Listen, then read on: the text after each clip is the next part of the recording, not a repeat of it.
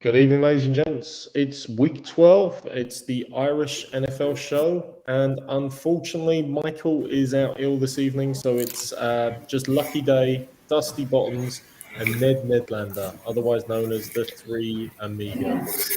So you put up with myself, Mark Cockrell, Colin Cronin, who's Colorado bound this week, and Brian O'Leary. Good evening, gents. How you all doing?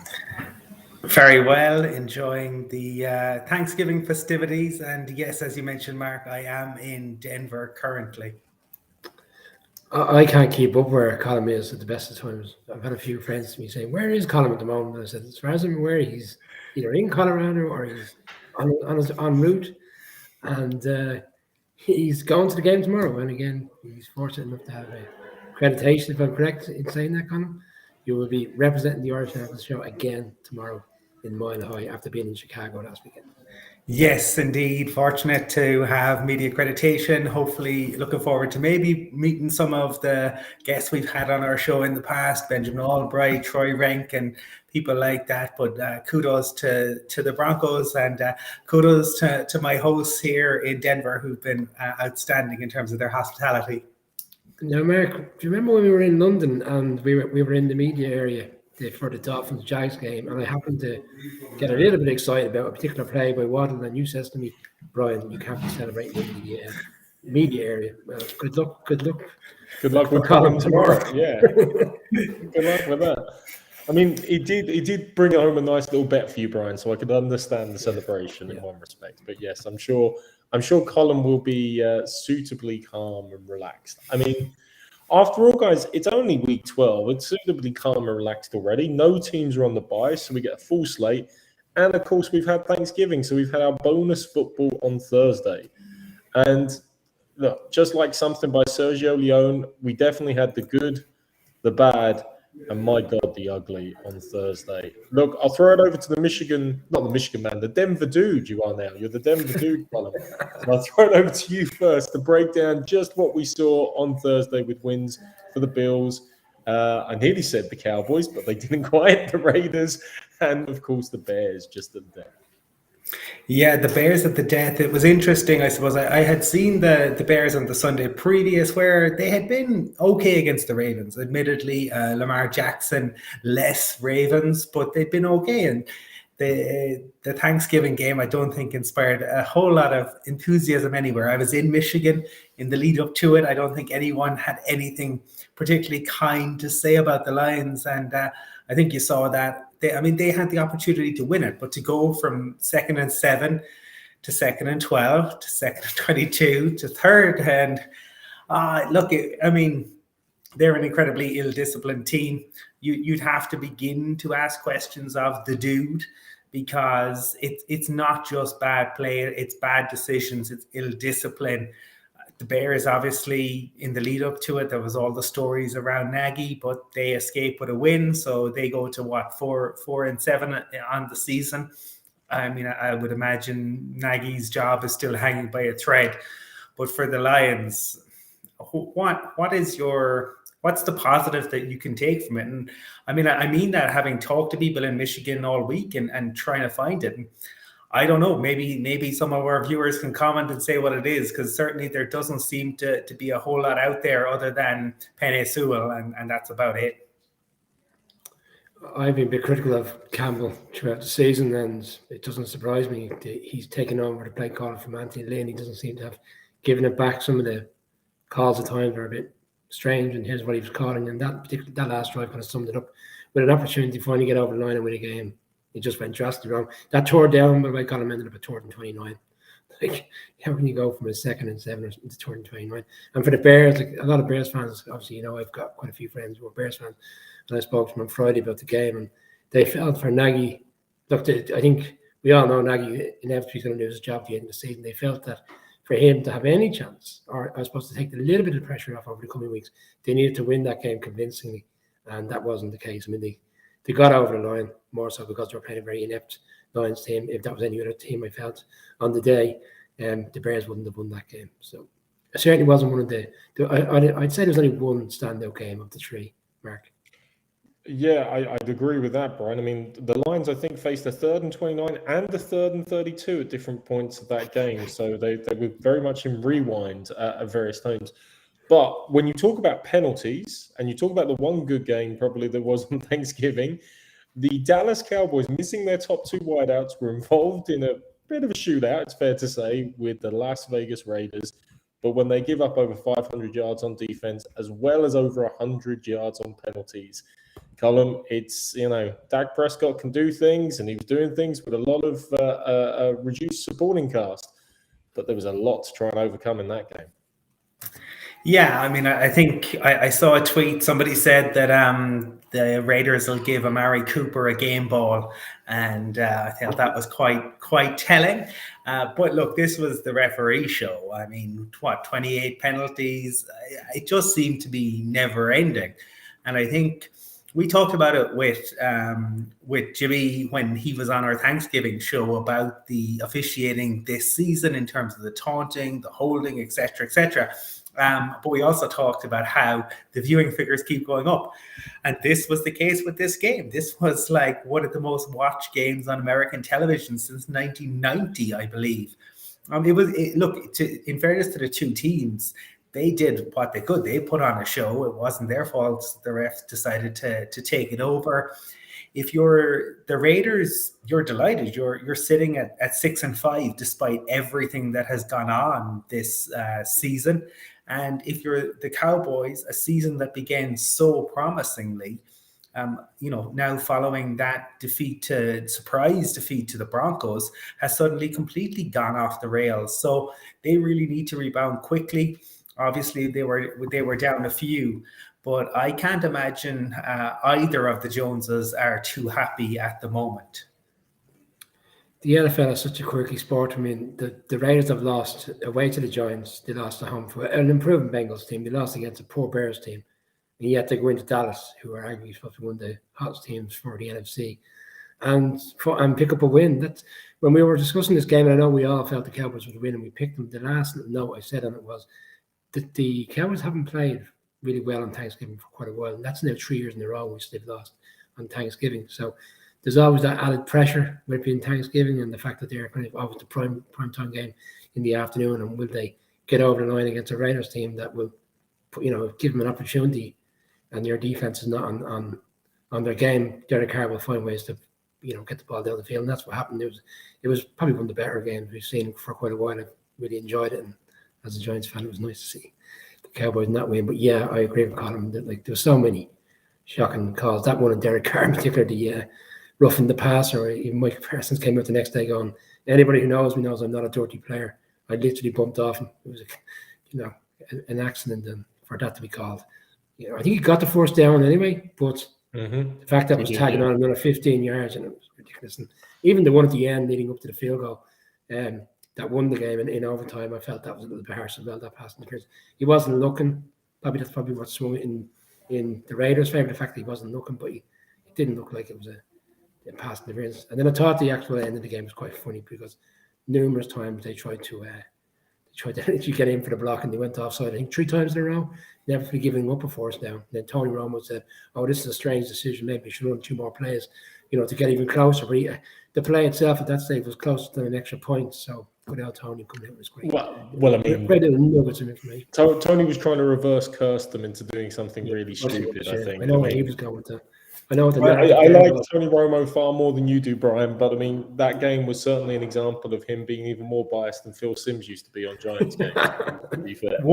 One thing, though, and it's a second Cowboys loss in a row, but I think one thing that stands out again is just how good Micah Parsons is. He has been brilliant. He has been the real bright spot for them. And in fairness to him, I mean, they've had to try him essentially at the edge, but he has delivered. He has more tackles for loss than anyone else in the league. He's 11 sacks. He has been fantastic. You would certainly say he has shown up. He has done the job asked of him. And I suppose for the Cowboys fans, if you're to take something from the last 2 losses, it's how good Parsons continues to be. Yeah, he do it all though, can he, Colin? Unfortunately, and look, for the neutral, there were so many electric moments. Deshaun Jackson turning on the Jets once again for a long touchdown. Tony Pollard's kickoff return, just when all hope seemed lost for Dallas, bringing it back. And you mentioned about the refs, guys. I mean, it was refs falling over pylons as well as bringing attention to themselves. It was Hockley Jr., wasn't it, on the call? So maybe there's a little bit like father, like son. He was definitely on one of them, drawing attention to himself. Or was he in the later game? It was definitely. Can't understand why these referees can't keep up with Tony Pollard. Come on. Well, he kept up. He just tripped over a ball out at the 30-yard line. And someone said, well, why is that there? So, yeah. Fair question. But look, thanks again. Sorry, I should have called out at the start, but thanks as always to our sponsors, Trust.com and Matchbook Betting Exchange. Very grateful for their ongoing support. And something that the Buffalo Bills were grateful for in closing out their Thanksgiving was to play against the New Orleans Saints. If the early game was the ugly, the middle game was the good. This was just bad by New Orleans, really. They never turned up, never showed up, and the Bills get right back on track and back on top of the AFC East. Yeah, well, look, I mean, for the Saints, they had Trevor Siemian at QB, and I had to suffer through 2 years of him in Denver. He's a lovely guy. I'd say it'd be great crack to go for a pint with, but he's not a starting QB in the NFL. It's as simple as that. He's just not at it, and it doesn't matter how good your head coach is. You won't win if Trevor Siemian, he can come in relief. And even in that game against the Bucs, there were worrying signs. He got it done. He got it over the line. He had a nice head start to do it, but they just looked. They looked completely inept on offense. You would have to say the other night. Obviously missing a significant number of players, but they did look inept at times. And their O-line, which has been so good, struggled. So you would say that it's a concern for the Saints. I saw some talk that they might pick up the phone to Phillip Rivers.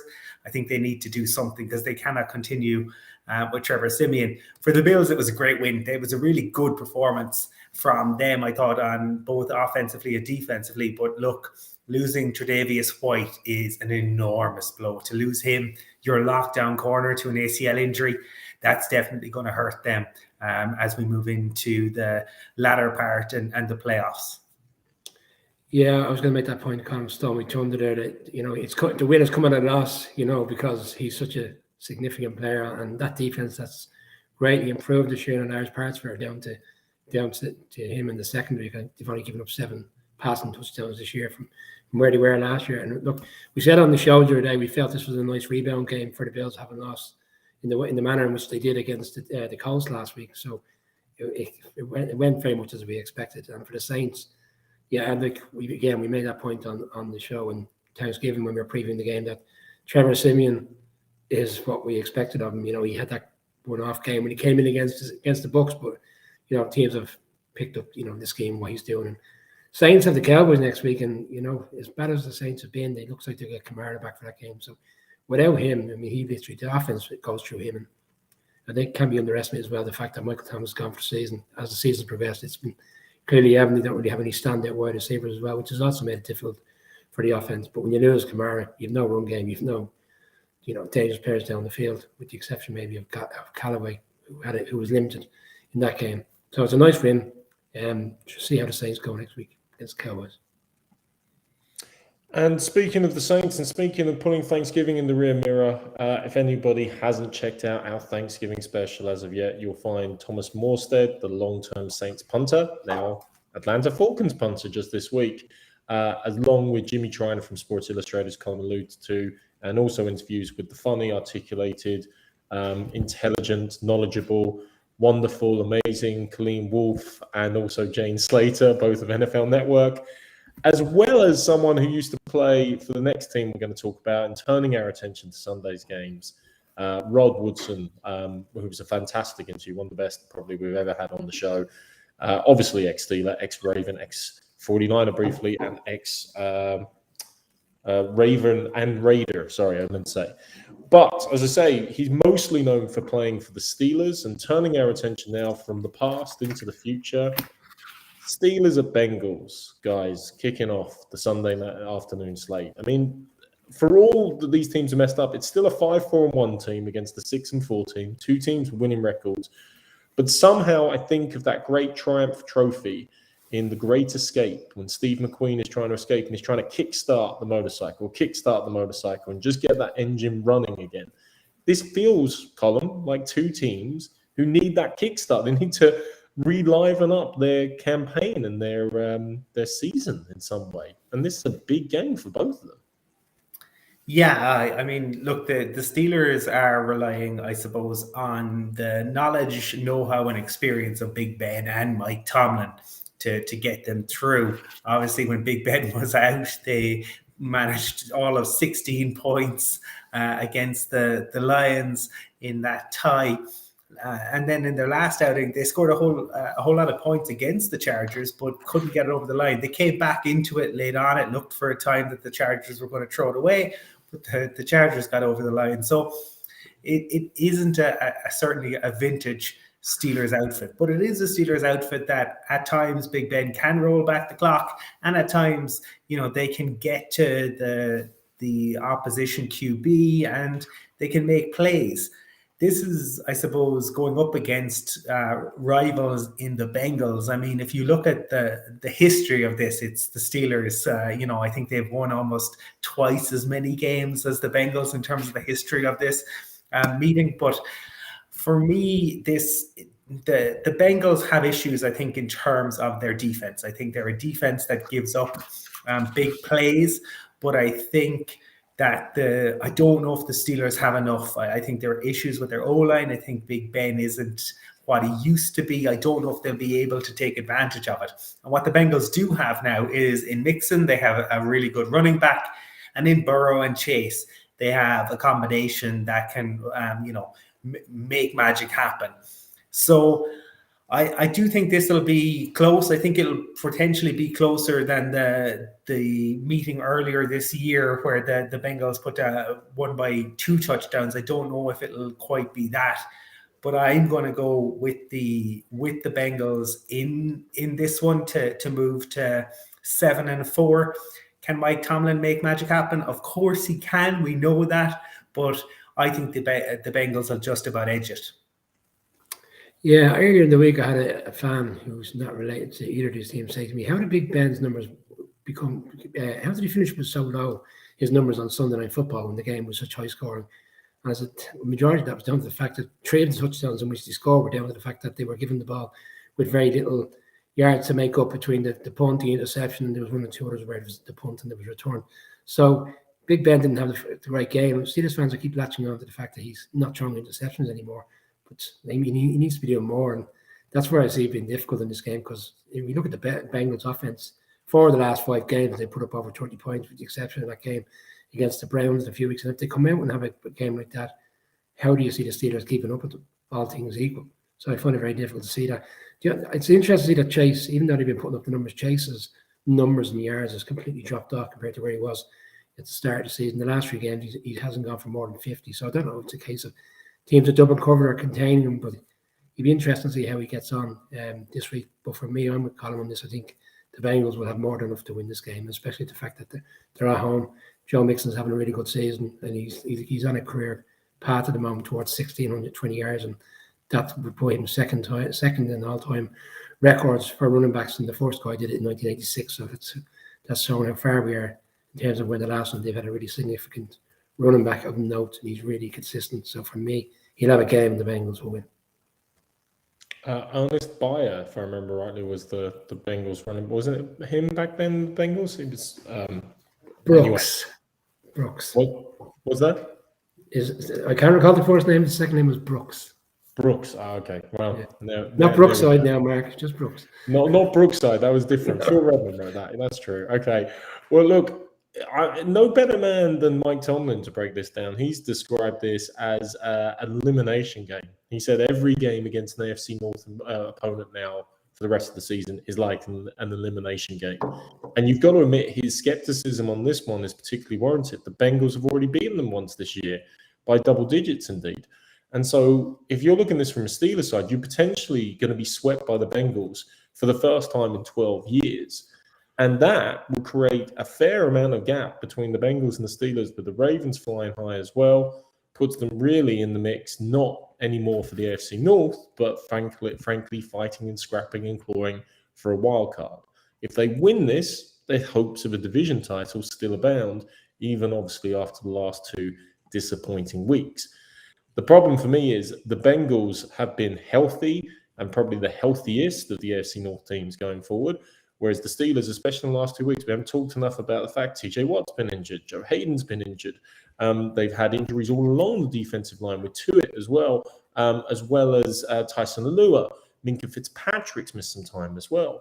There's some pretty key fundamental parts of that defense, which in fairness started off the season limiting and shutting down the Bills, playing very tough in different places. The Steelers can win with complementary football, but not if they're missing some of those key factors. So fundamentally, I'm with you guys. It's the Bengals for me to get the motorcycle kick-started, move on to 7-4, and still be hunting down the Ravens like a cat patrolling after a bird ready to strike. So we don't have Michael on, but we do have his pick. So that's 3 for the Bengals. And Michael's pick, which the boys haven't seen as well, is also the Bengals with a lovely little graphic replacing him instead of Joe Burrow there. So it's a full house on the Steelers and the Bengals. The next game. Quick point. Sorry. In the AFC, we talk so much about the fact that the West is probably the most competitive. But this is the first time since 2014 that all 4 teams at week 12 of this stage of the season having a winning record. So once we all picked the Bengals, it wouldn't surprise me if the Steelers were to win the game. And they could still, obviously, if the Steelers lose, they're still at 500, of course. They'll be 5-5-1. So all is not lost.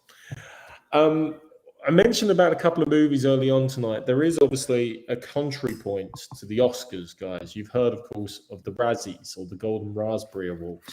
The next game, and don't get me wrong, we got some doozies this week because we got plenty of games between 2 teams with losing records. But this week does give us the joy, the pleasure, the sheer delight of the 2-8 New York Jets against the 2-8 Houston Texans. As a man who hasn't held back his feelings about the Texans this season, Colin, what's your thoughts on this one? Well, Mark, you're talking about movies. This reminds me of Deepwater Horizon because it's an unmitigated disaster, which is a really disappointing depiction of an unmitigated disaster, which I imagine this game will unfortunately be. I mean, I feel sorry, for both sets of fans. I think both franchises have really good fan bases who deserve a lot better than they currently have. The Jets have really disappointed. I expected a lot more in terms of offense. Obviously, Zach Wilson has been out injured, but you bring in Flacco. I mean, what's to be gained by that? And to me, I suppose, we're yet to see the Jets. There was all the talk. They brought in the right coaching staff. We were going to see progress, but it hasn't yet happened. Probably the main talking point has been the fight with Rex Ryan and Robert Saleh. So I think he would much prefer if the focus was on the field. But for the Texans,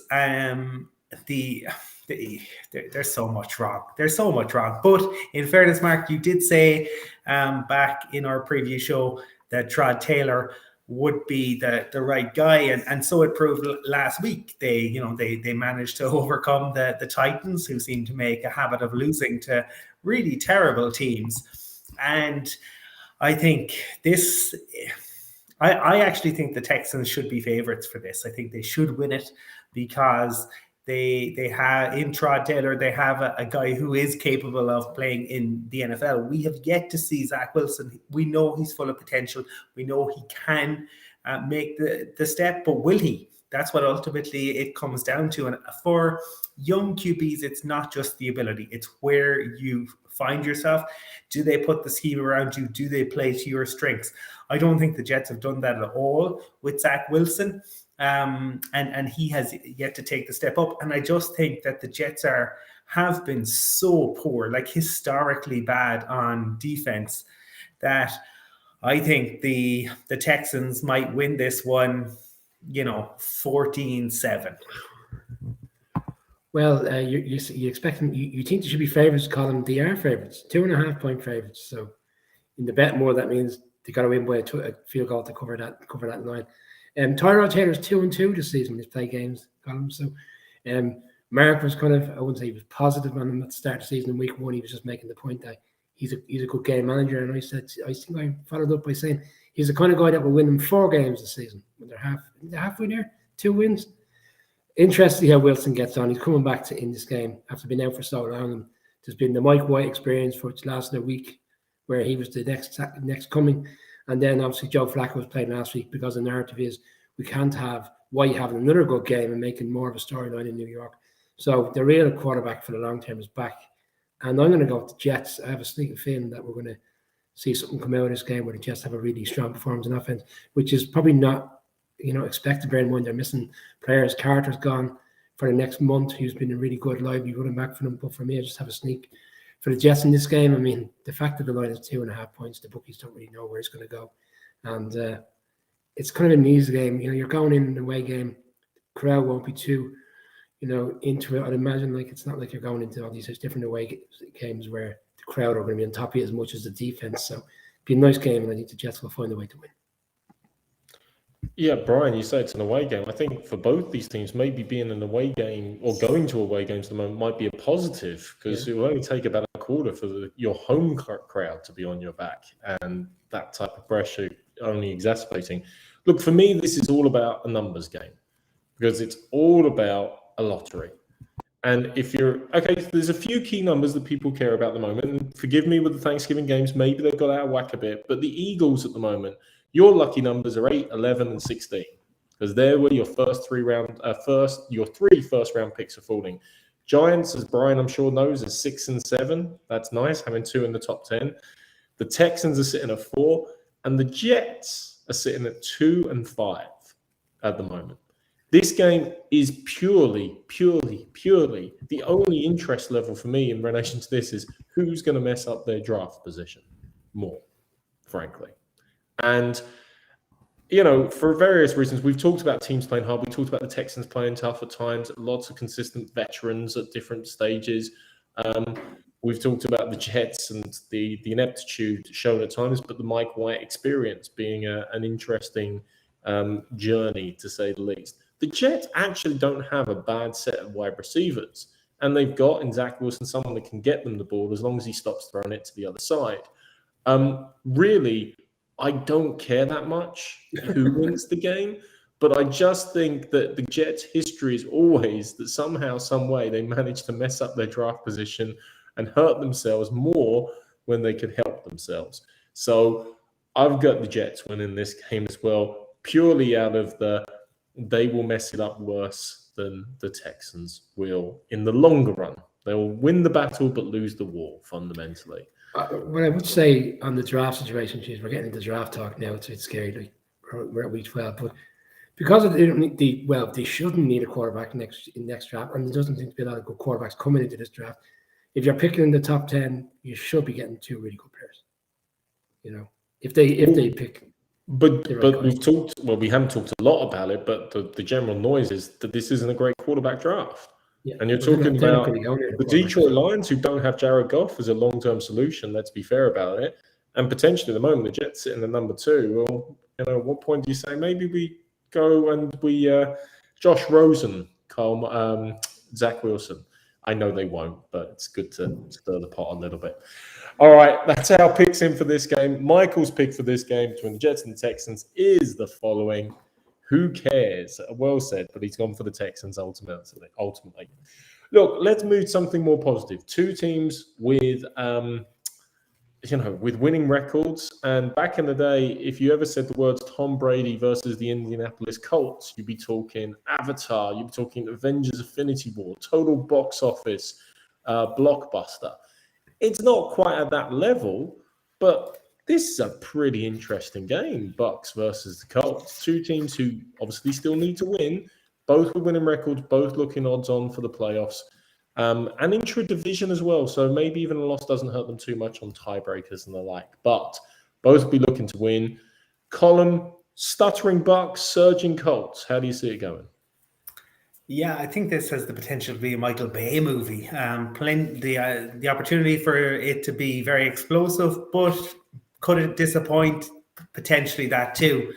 I think that it's going to be really interesting to see how the Bucks approach it, because obviously, look, Jonathan Taylor, I believe, is the front runner for MVP. I think he is the guy in the league this year, and I'm really intrigued to see what the Bucks will do.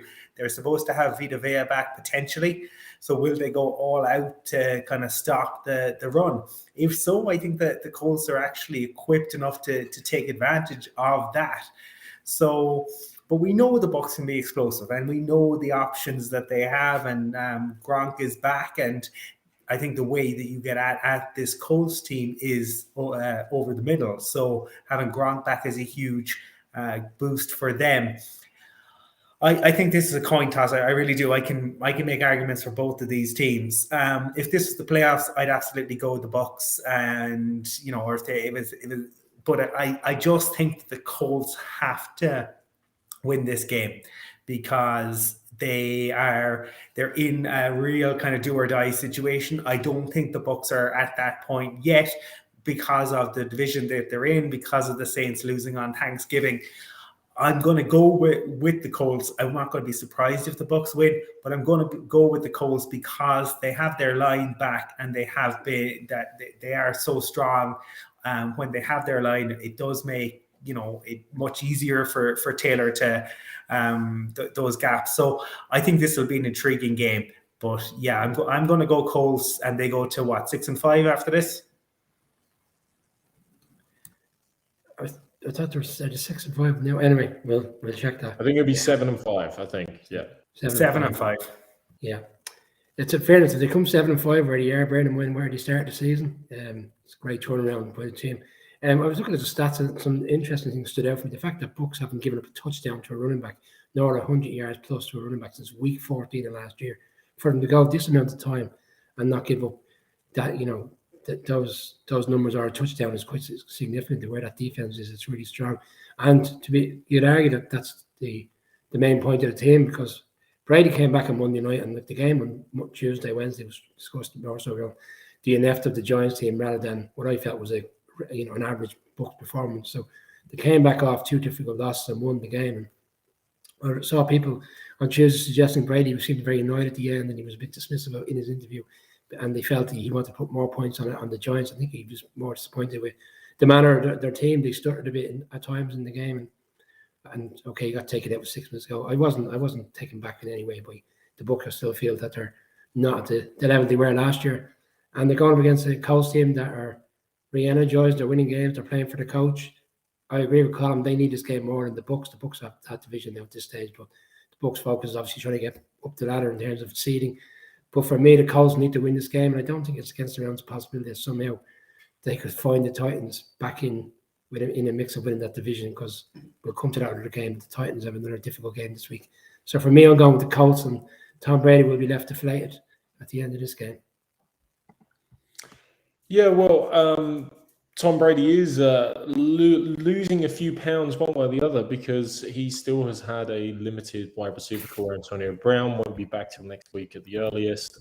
Mike Evans, Chris Godwin have been limited all week, although it seems that both are likely to play tomorrow. And obviously, Rob Gronkowski only just came back from injury. He's definitely, I can't remember who it was we were talking to, but it's been noticeable he's missed Antonio Brown as an outlet, as an option on those short out routes, always getting open, being free there to get the pass, and obviously hopefully break something in the open field. Colin, you alluded to it. It's strength on strength in one respect. The Bucs run defense has been stingy as hell, and no one seems to trust Carson Wentz to throw the ball consistently down the field, including his head coach. So it is very much Jonathan Taylor against that Bucs run D. And whilst I don't want to dismiss Jonathan Taylor's chances because of what he did to Buffalo last week, when we were talking about him going up against the serious D, I like the way in which that plays into the Buccaneers. They've been torn apart in the secondary with injuries and exposed by some good quarterbacks. Carson Wentz, even though he's showing signs of life, even though he did have one amazing escape last week against the Bills that reminded you of his breakout season as a rookie, where he kind of came out of the defensive line like he was about to be swarmed and somehow escaped and ran for 12 yards. I don't fancy his chances.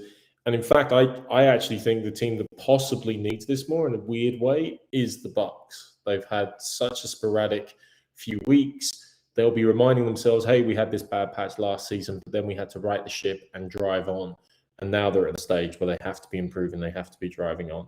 I think Brady and the Bucs have enough. They have too many weapons, and they will manage to contain the uncontainable Jonathan Taylor, who is on to break LaDainian Tomlinson's record. However, I think it is LT's record, isn't it? If he breaks 100 yards and a score, it'll be the 9th game in a row in which he's done it, which will break an all-time NFL record. So one to watch out for this week. So we've got 2 on the Colts, 1 on the Bucs, and Mihal has picked the Bucs. So it's even Stevens on that one, boys. Moving on, as I say, a couple of games now we might, I won't say we'll run through, but they are more disappointing from a neutral fan perspective because, as I say, they're going to feature teams both with losing records and, starting to peter out to their plans for next season. They're going to be looking at the Senior Bowl with our good friend Jim Nagy. They're going to be looking at the draft. They're going to be looking at how they can take their teams onto the next level. Well, Urban Meyer and the Jags would just like to get to the first level, let alone the next level. But the team that are joining them in that regard, being a very disappointing season yet again, somehow managing to ruin opportunities they create, are yet again the Atlanta Falcons. Thomas Morstead, who we talked to last week, guys, obviously has joined them, so we'll raise their special teams unit immediately. But they go to the Jags. How do you see this one breaking down, Colin? And is there any hope in Jacksonville? Well, they have the number 1 overall pick in Trevor Lawrence, so yeah, there's hope, and obviously Travis Etienne is to come back next year, so yeah, there's hope for the future, but it has been disappointing overall. Certainly, if you're a Jags fan, for the Falcons, they are mostly bad and mostly very bad, but occasionally good. And if you go back to kind of earlier this year, they took a beating off the Eagles and they took a real beating off the Bucs, but then they managed to find a win against Brian's Giants. And I think this could be something similar here, where they've taken kind of an unmerciful beating off of the Cowboys, a really, really bad beat down against the Patriots, but they might be able to do enough against the Jags. Matt Ryan has been around the league a long time. He's a very experienced QB. The Jags obviously have Josh Allen. And he showed, and this Jags defense showed what it can do against the Bills a few weeks ago. So they're certainly capable of doing it. But I think that probably the Falcons should have enough. I think this might be a game where Kyle Pitts, it's been an up and down rookie campaign. That's not unexpected for a rookie tight end in particular. But I think this is a game where maybe they lean into Kyle Pitts and they're able to do enough. It's another one of those games where certainly would you be massively surprised if the Jags were to win it? No, I don't think it would be a huge upset. But I'm going to go with the Falcons to win this and go to 5-6. Matt Ryan's statistics over the past 3 weeks have actually been the worst since he joined the league in 2008. So that's how far he's come off in terms of where he was last month. When he had a really good game in New Orleans, and then it's the same when he went to Miami. He hasn't thrown a touchdown. In fact, the Falcons haven't scored a touchdown in the past 2 games, Cowboys and Patriots, on Thursday Night Football last week. But they're going against a Jags team that haven't, like, people were giving the Jags a lot of credit a few weeks ago because they beat the Bills. The reality is they beat the Bills because their defense plays so strong that they've only scored 17 points on average the last 3 games. And the game prior to that, which was the bye, was the one in London where they only scored 20 points. So it's not like this is like something that's just come out of nowhere. Like, consistently all season, the offense has been poor. I'm with Colin. I think you're asking me who I trust in this game. I think Matt Ryan will get back. I think the Calvin Ridley loss at wide receiver starting to kind of play into the season. He's such a significant player for them, and the fact that he's not there is kind of a real disappointment. And Pitts really hasn't lived up to the expectation. He will in the long run, but he's too inconsistent. And we saw last week with the little players they had available to them, the Patriots took him out of the game. But I think again in this game, I think he'll find a way to have a decent game. And yeah, Falcons for me as well. Gents, I mean, Kyle Pitts in the last 4 games has only got 12 receptions for 164 yards. Calvin Ridley has missed his last 5 games dealing with various mental health issues, which he said he needed to take some time away from football to deal with, which, obviously wish him all the best. And obviously that it's important that the team and the NFL gives him that space to deal with what he needs to address. But Cordarrelle Patterson as well has been out with an ankle injury, might play this weekend, but obviously his dynamic two-way threat as a running back / receiver / general all-purpose offensive weapon has been missing from the Falcons offense. I mean, you're saying you think they'll bounce back. They can't fall much further. The last 2 games, the Falcons have scored 3 points total. Like, not even 3 points in each game, 3 points total. They have been inept, to say the least. And whilst it feels bizarre to say it, the Jacksonville Jaguars have started to show some life, despite or in spite of their head coach, not because of their head coach, I would say. I also rate the Jags defense as capable. It's probably damning them with faint praise, I know, but they are at least able to contain players and run an adequate defense. And frankly, Matt Ryan is an amazing quarterback who's had a fantastic career, but would you rather him or would you rather Trevor Lawrence? And I know who I'd pick every day of the week. The last time Kyle Pitts was in Jacksonville, he actually suffered a concussion and broke some bones and generally was knocked out in a Florida-Georgia game. I don't think he'll suffer a concussion, but I reckon he's going to get a steady dose of double teams. He's going to be bruised and battered and beaten up and kept out of the game and being the game changer he can be. And as they're 2-8, it seems weird to say it, but I picked the Lions on Thursday, so, who knows? I'm picking the Jags to squeak out a close one. So Michael is probably he was going to be really surprised and go for the Jags, I'm sure, but nah. He's going for the Falcons, so I'm the lone wolf on this one, and I could be laughed at on Monday.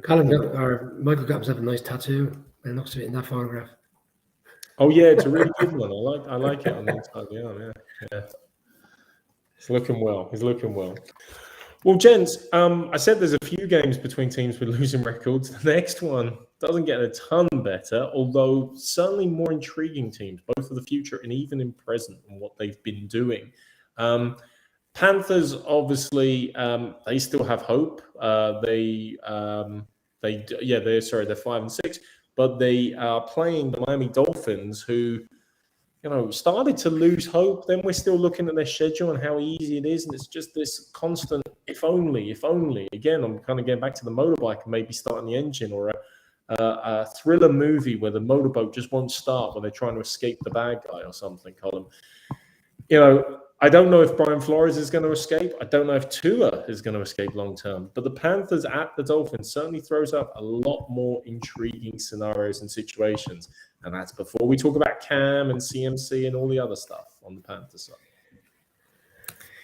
Yeah, this feels a little bit like the Blair Witch Project, to be honest, because we expected both of these defenses to be scary, but it has proven not to be the case at many occasions. But we saw the Dolphins and their game plan for Lamar Jackson, and that was fantastic. I'm interested to see what they'll do with Cam. Look, I think we know what Cam was capable of. We know at times he can roll the clock back, but he's not the Cam of old. And I think with his "I'm back" comments, we heard the Washington players walking off last week, high-fiving each other, saying, "I thought he said he was back." I think that was telling, right? Because you make statements, you make public statements in this league, you put a target on your back, and you better be able to back it up. So I am interested to see what kind of game plan Brian Flores develops for Cam. A lot will come down to Christian McCaffrey, how fit he is, and he is the X factor for the Panthers.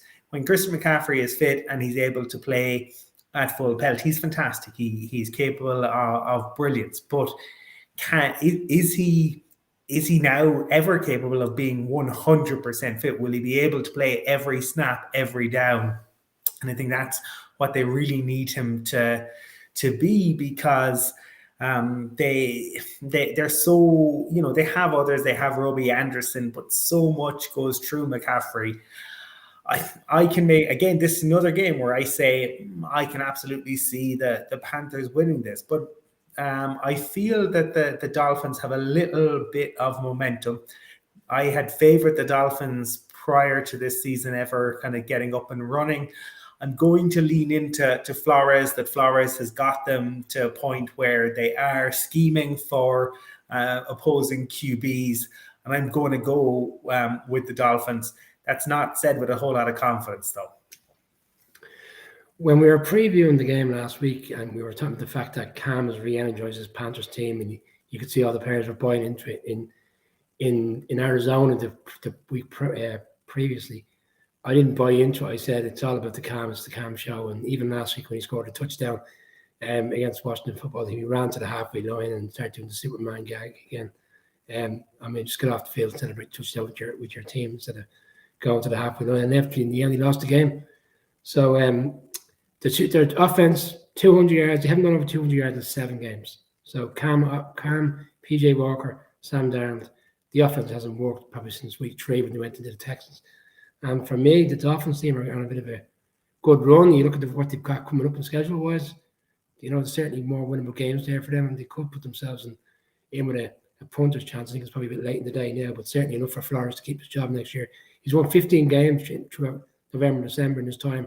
The first year he started off poor, he got it together, and last year obviously they went in 10-6. So for me, I'm siding with the Dolphins here, and I'm actually a lot more confident than Colin seems to be on this game. I think they'll win and make it 4 games in a row. Yeah, we always run that risk, don't we, of a degree of recency bias, but momentum is something that can't be ignored. If the Panthers lose, they go to 5-7, and there's nothing pretty about 5-7 record, unless you started 1-7 and suddenly have got up to 5-7, which is exactly the journey the Dolphins potentially are on. Interestingly, it's the exact journey the 2020 New York Giants did as well, Brian, last year, 1-7. Then rolled off 4 wins in a row and started to give hope and started to build up a possibility.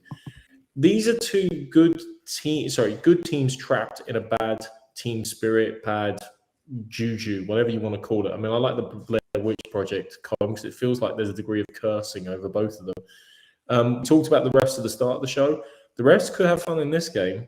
Carolina are the most penalized team in the NFL with 81 accepted penalties, and Miami are right behind them with 76.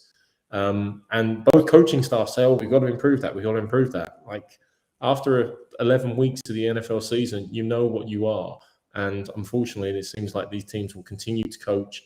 They'll continue to be coached, but they'll continue to give up penalties in bad situations. I can't help it. I'm with you guys. Mike Gesicki, the world's biggest man with the greatest hands, who's my new man crush for 2021. He's playing very well for the Dolphins. It's a great complementary piece to the great talents they've got in wide receiver there. And they feel that Flores and the whole team is starting to click and gel and figure out what they want to do. Ever since that surprise win against the Ravens, the belief seems to have returned. And okay, let's not get carried away. The other 2 wins were against the Jets and the Texans. We're not talking about the Bronx Bombers of the 1933. It's not Murderers Row they're beating here, especially the Texans game, which I think was only 17-9. But it certainly gives you hope. Their defense has been trying harder and is still prone to a breakdown or 2. But like you guys, I can't believe in Cam. It is all about Cam. The one X factor that could go against the Dolphins, of course, is the wondrous nature that is Christian McCaffrey, who can do a Jonathan Taylor-like performance and break a game all on his own. But for me, the balance goes with the Dolphins to move to 5-7. At the moment, the Panthers actually at 5-6 are in 9th place. So not miles away from the wild card slots. But I feel like the momentum is with the Dolphins. So like you guys, I'm going with them today. And will Michael make it a full house as well? He is not going to make it a full house. He's going with Cam, and he will be back, we hope, in good health, obviously, on our Monday night show as well. Brian, you got a point? Yeah, I was just going to say about Flores, because we were in London and we were fortunate to go to the media room. We swapped him out, and me and you went into that one. And he looked like a coach after that game that looked like it felt that like the inevitability was he was not going to be there for much longer. And we kind of even discussed on the show whether he would be the first head coach to go since Gruden. And then the following week, they lost to a late field goal, similar scenario to the Falcons. So whilst I know they've beaten average teams or poor teams, the fact that they've kind of rallied around him as a team shows that maybe he hasn't lost the dressing room. And, if they were to win this game, as you say, 4 games in a row. And the Ravens game stands out because we didn't give them a cat and house chance in that game. And rallied around Tua as well, given the maelstrom of rumours about Deshaun Watson, about the criticism of his performance at times. And we've seen the good and the bad as well. Tua can deliver things to you, and sometimes can just heave something up in double coverage. I feel like I should share with you, gents, as well, and all our viewers. Michael doesn't just believe the Panthers are going to win. Like, he's got them down for winning 34-10 in a kind of a walkover game. So, just to share openly and on the record with everybody watching, and we'll see how that pans out come Monday morning. But look, let's go from the dregs of society to the elite of society, if we may. That's the problem when you let him win the show, Colin. See? Well, I wasn't talking about the Patriots. I was talking about the Tennessee Titans, who are leading the way and the first seed in the AFC at the moment. So the Tennessee Titans, led by Mike Vrabel, an ex-Patriot, obviously going back to haunt potentially his former coach again. So far, Vrabel has not lost to the Patriots. He's 2-0 against Belichick, including one in the playoffs. And they go to the Patriots, who at home only, haven't actually been performing that well this season until recent times, who themselves are on a nice little winning streak. But the Titans, with the loss of Derrick Henry, with the loss this week as well of A.J. Brown, who's just gone on to injured reserve, are still leading the way, still keeping their noses not only in front of Indianapolis, but all of the AFC. But Colin, again, we're talking box office. These are potentially 2 teams who have aspirations into January. The Titans certainly do, and they certainly broke the bank during the offseason to get there. How do you think this is going to play out? And is it all going to be in tears in Foxborough? The Patriots are a bit like the Police Academy movie series because it just goes on and on. It never seems to end. You're forced to endure it. It's occasionally humorous, frequently annoying for viewers, but yet people tune in. It's like having a sore tooth. You can't stop touching it. And you have to give kudos to Bill Belichick and Josh McDaniels for what they've done with Mac Jones. They've put a plan in place and they have played to Mac Jones' strength. It's exactly what you should do with a young QB. You bring him in, you don't expect him to do too much, you don't put the entire game on his shoulders, you build around him, and the Patriots have done that. Matt Judon has been exceptional. He has been a game wrecker, and he has been a really, really important part. And I expect him to have a big game against this Titans team, where we have seen Ryan Tannehill. You can get to Ryan Tannehill. You can get in his head at times. I really think that the Derrick Henry loss has impacted this Titans team, but it kind of got glossed over because of a couple of things. The Carson Wentz had a meltdown. Matthew Stafford had a meltdown. I mean, 14 of their points came in 1 minute against the Rams, and the Saints had Trevor Siemian at QB. So, and it's not to say that the Titans aren't a good team and that Vrabel isn't a good coach. They are. But let's remember that Derrick Henry, it wasn't until I think last week where Jonathan Taylor equaled or surpassed Derrick Henry. That's how good Derrick Henry was. And it's understandable that losing him would be seismic. But I think for a couple of weeks, they were almost able to get by, and it kind of flew under the radar just how important Henry is. This will be a battle undoubtedly between Vrabel and Belichick, and we saw Vrabel pulling out some of Bill's tricks against him, delay of game and the smile on his face, and Bill not being too pleased about that, even though he himself has done it against the Jets numerous times and enjoyed it thoroughly, that belly laugh that we very occasionally see from Bill Belichick.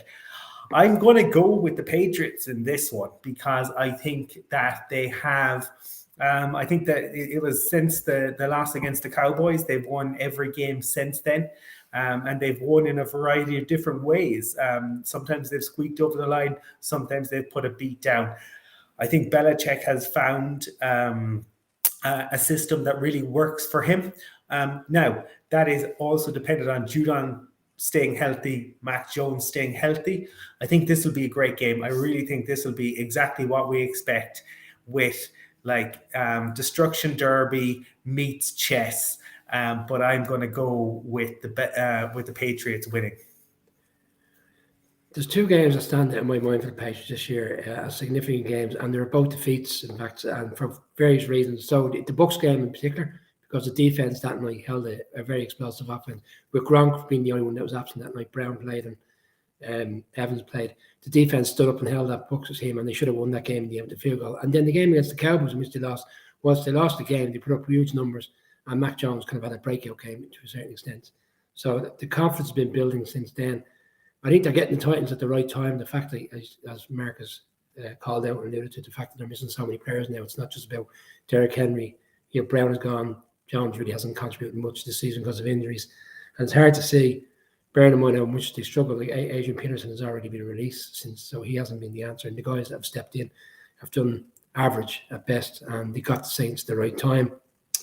Last week was a shocker, and I suppose you will get a reaction now out of the Titans, but the Pats are rolling, and with the run offense that they have in terms of the running game, I'd expect that to lean on that again, and then that allows options for Mac Jones. And Hunter Henry just seems to be becoming one of his prime targets. Of the 14 touchdowns he's thrown, 7 of them have gone to Hunter Henry. He had a quiet game last week in Atlanta. He didn't have to do much, so I think you'll see a big game from Hunter Henry, the Patriots to win, and I think this will be actually a comfortable win because the Titans remain missing too many players. Defense will keep them around, but the fact there's so many players missing on offense, I think ultimately will cost them, and I think the Patriots will win this game comfortably.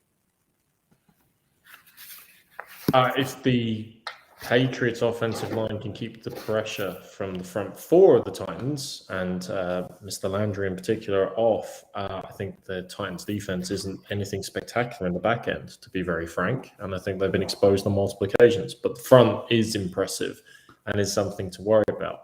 When I look at the injuries that the Titans have, when you think you're missing, obviously a player as great as Derrick Henry, but someone like A.J. Brown as well, in a passing game that looked dysfunctional against the Texans last week, Mr. Tannehill throwing for 4 interceptions. He's not going to get much change against the secondary that really is playing very, very well and locking down receivers better than people would have expected, especially a depleted receiving core. And that comes down to a combination, not just to J.C. Jackson, who's stepped in as CB1, but Devin McCourty, supplemented by Adrian Phillips and Carl Duggar, who's really having a breakout season this year. Everybody wanted to give out about Belichick's free agency splurge. But as you guys have alluded to, some of them have absolutely hit. Matt Judon has been worth every penny. Hunter Henry has performed exactly like expected. Kendrick Bourne as well has been an underrated part of it, and Nelson Aguilar keeps taking the top off defenses to free up the underneath. He doesn't get many targets, he doesn't get many receptions, but he actually keeps bringing up the field because people fear his speed. And one that's maybe underperformed a bit is going back for a reunion. Jonnu Smith, obviously, going back to visit the Titans, so he will be motivated to perform. But so far, it's been a lot about the defense has been underrated. Christian Barmore, the rookie second rounder out of Alabama, has been putting pressure on consistently. And of course, Dante Hightower is always there. But Jawan Bentley is a name to watch out for as well, a linebacker who has grown this season. He's benefiting more than anything from the COVID restrictions last year because he got more playing time and is definitely showing it. All of this and all of this rundown is just to explain to you why I feel passionately that the Patriots are going to win this game, and they are going to still be serious contenders, putting pressure on the Bills. But they do have the Bills by the Colts, by the Bills for the next 3 games, separated by a bye. So it's definitely the harder part of their season coming up. And I've managed to explain the Patriots are going to win without once mentioning Mac Jones. That's pretty good, I think. Anyway, that actually makes 3 of us on the Patriots. Michael, I'm sure, won't let us down. This has to be a clean sweep. Surely, Michael. Yeah, well, just like I expected. He's gone for the Titans. No shocker in that. I can't wait till we get to another game in about 2 games' time.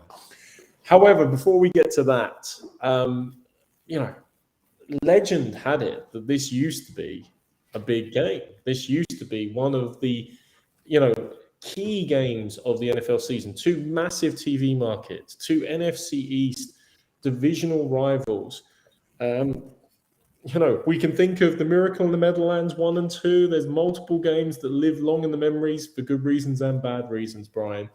But somehow, some way, it feels like we're going into this week with the Eagles at the Giants, and it just feels a little bit like a damp squib.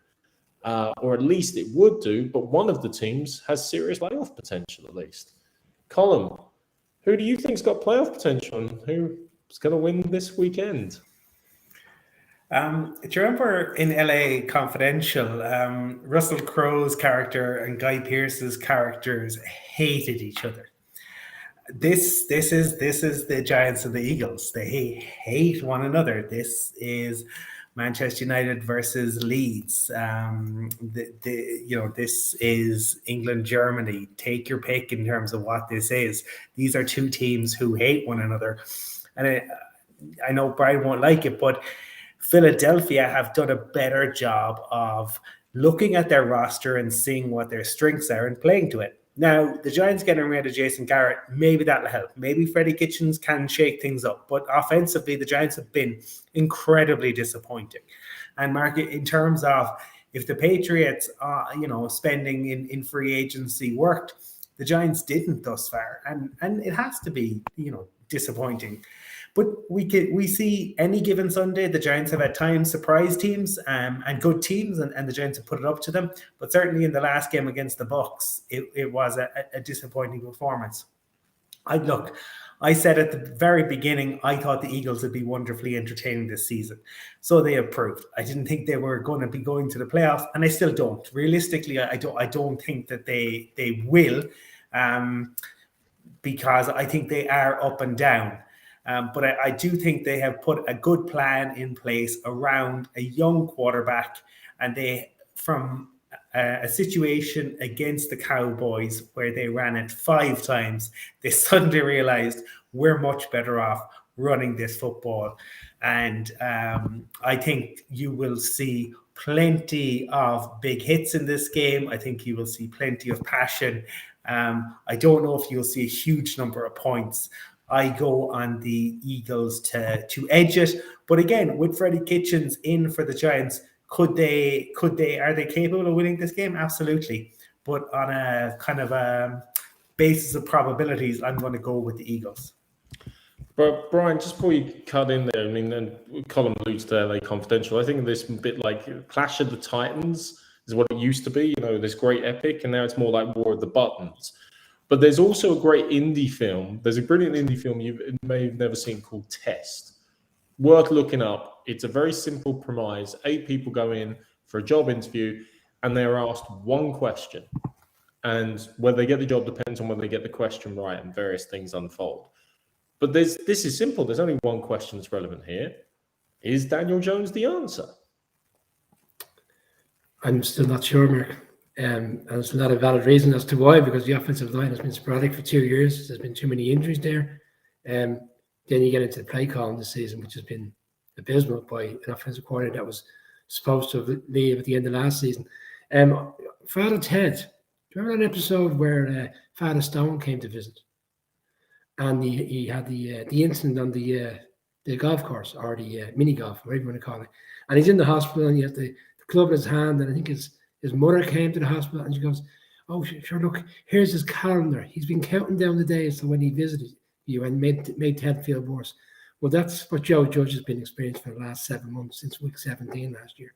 Because this game is everything for him, because he's now at a situation after getting rid of Mark Colombo last year, who caused a lot of damage to the offensive line and seemed to be causing a lot of disturbance in-house.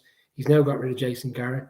He's kind of running out of excuses now at this stage as to who are the problems and who are creating the problems. He should have really stepped in a long time ago and resolved this offensive line situation and resolved the offense, which has been quite poor. And anybody who watched the game Monday saw that there was players out there that could make plays, but just weren't getting the ball. I mean, Galladay got targeted twice in the game. So let's see what comes of it. I don't think Freddie Kitchens will do a good enough job in this game in terms of making it an explosive offensive performance, because I don't think he's had enough time. Because bear in mind, they played a Monday, and when you play on a Monday, your whole week is kind of changed around. So how much time has he had to flex in a new offensive scheme? I think we'll run with what they've had, and they'll throw in a couple of wrinkles. And you touch on the Eagles' rushing game. Yeah, I mean, you touched on the fact that it wasn't working earlier in the season, and they revert to a strong running game. In the last 5 games, they've rushed for more yards than 5 teams have run for in the entirety of their seasons. So this shows how significant they are. The Giants are quite good against the run, and I'm expecting them to be able to do enough job. I'm going to pick the Giants. I'm actually not concerned with this game. I'm very confident the Giants will come back. We've had a few games this season. We may not have won them where Joe Judge has been under serious pressure and he's rebounded and got a performance out of the team. I think they'll do enough to win this game because it means quite a lot to him and the team and the fans. Yeah, and Howard is out for the Eagles this weekend as well, which puts a little bit of a dent in that rushing attack. But, I started off this season, I think, in week 1 and 2 saying, hey, are they trying to be Baltimore North? Are they going to lean into this and really use, options, leverage the multitude of runners they have? And it seemed to me the way for success for them. Moved away from a few to come back stronger, and, they're getting the results. And like I say, they, I'm not being mean to the Giants, but they don't have a threatening run-in the rest of the way necessarily. They will think, and Philly fans will think, every game they've got for the rest of the season, they can win. There are opportunities. They've got the Cowboys in the very last week of the season, and obviously if they've locked up the division, that could be against backups and scrubs. I tease you a bit with the Daniel Jones question, of course. Obviously, it's been a tumultuous week in New York there with Jason Garrett. Fair question, Mark, though. It's a very fair question. We're all asking the same question. But I mean, I could equally ask the same question about Jalen Hurts and the Philadelphia situation, because as I've commented on many times, he doesn't seem to be able to put the ball consistently and accurately down the field. And therefore, he has a question. Colum's giving me the eyes, but the stats... No, Colin was right in what he's saying. They've recognized to a certain extent, sorry, Colin, that's not his skill set. So what they built an offense around him, run dominate, allow him to get on the perimeter. He can rush. It's where I said on Monday, where they get into a situation where they're down by score 10 points, I don't see him in a position to take teams back. Take the Eagles back. No, I get you, and that's why he's still a bit Lamar Jackson light, and why it's a version of what Baltimore are running rather than the real thing and the real deal. The problem is, other than that, you've had a couple of great offensive performances, look like Daniel Jones's best performances of his career back to back, and the offense has taken, a jump off a cliff the last couple of games. And obviously Garrett's paid for that with his job. Freddie Kitchens, I agree, won't make enough of a difference in such a short period of time. And I think Joe Judge may pay for this with his job, obviously, if things don't improve at the end of the season. You allude to the fact of Daniel Jones, we don't know yet because of various circumstances. Judge gave this press conference during the week where he said, the people in New York deserve better, and we're working really hard, and we're going to get there, and I'm going to give them a team to be proud of. And the question was like, when, Joe? It's been long enough. It should be coming. I think that was even in the group in which I sent Mark. I sent the that was exactly the one you sent. That's why I watched it and laughed about it. But the reality is, time will run out, and unfortunately, I can't see it happening for them this weekend. I think Philly and the run game will dominate the clock, will dominate that side of the ball, and the Giants are in flux, unfortunately, again. So I've got the Eagles winning this game. So. Colin, you were Eagles as well? Can I understand there are questions around Jalen Hurts, but this was a second round QB project.